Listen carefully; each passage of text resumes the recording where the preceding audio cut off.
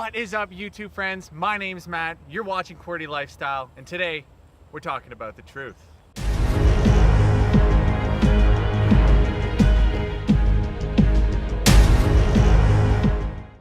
I want to talk about what I've done in the past month and a half, what I've learned, and what I want to do in the future.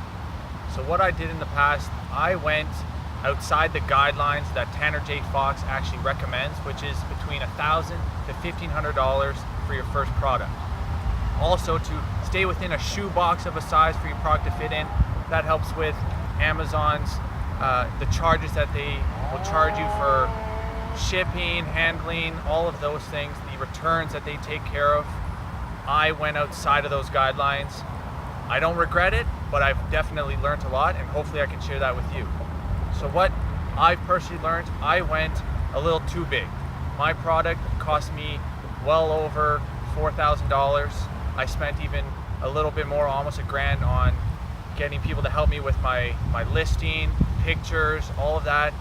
I spent a good amount of money. Whether or not I was prepared by, logically compared to emotionally, I wanted to go outside the box. I wanted to go big. I wanted to get that product that made me the $10,000 a month. I saw a lot of little products for $1,000, $2,000 a month, but in my head at the time, with the hype and all that stuff, seeing people making all of this kinds of money online using Amazon, I think I could have taken a little step back, breathed a little, perhaps taking a little more time to do my research to find that product that fits in those guidelines. Now I'm realizing, they are guidelines for a reason. You don't necessarily always have to follow it. I'm not saying you have to follow it, but I think they're put there for a good start until you've learned what else you can do. The thing with this Amazon journey, you got to be prepared for the worst. I got hit with a notice of infringement.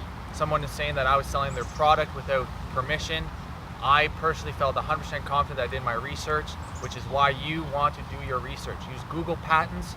Check out online all the different areas that you can find to make sure the product that you found is not owned by somebody else, so you don't get hit with a letter of infringement. I had to speak with the person who had sent it to me. It ended up being a little bit of an error. Seems like he sent it to the wrong person. Gave me a little bit of a heart attack early in the morning when I checked my emails, but it's all about, positive thinking. Just keep moving forward. You got to solve the problem. Don't freak out too much. As well as I was hit with, whenever my products were coming into Amazon, turns out that my barcodes, whenever they send them to you, they have different backgrounds. You can have a nice white background on your barcode. I actually sent them my clear barcode. So there was the black lines, but it was clear. So whenever they put it on my product, they were actually not able to scan it. That alongside with it being on a curved surface.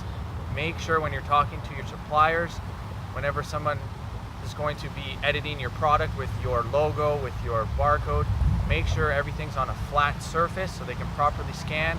Make sure you have the proper white background with the barcodes, and you should be good.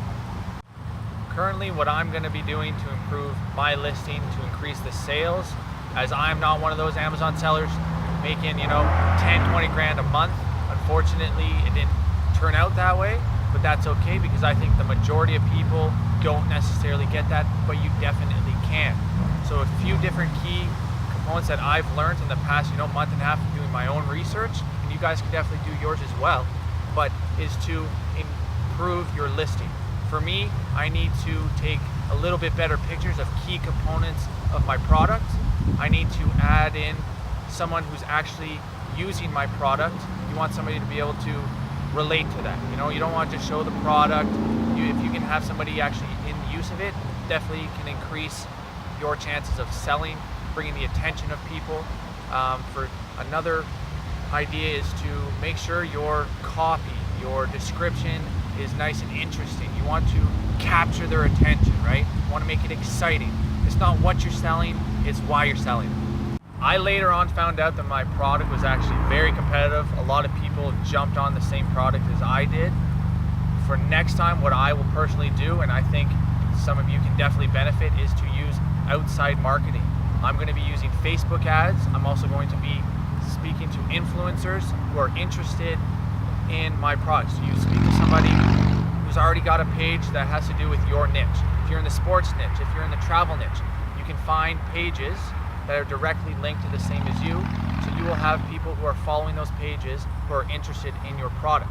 You're not just going to be marketing to just anybody. You're not throwing your money just anywhere. In the past, I've paid an influencer $25, pinpointed the people that liked the product that I was selling, and it was able to explode. So next time on my next product, no matter what, instead of just throwing it on Amazon and doing a little PPC, I'm definitely going to use outside marketing. All right, guys, that was my recap. I hope you found some of this information valuable. If you could like, comment, subscribe, and if you're interested, there is a link in the description below to Tanner J. Fox's Amazon Seller Mastery course. And with that, I wish you all the best of luck on your journey into the Amazon.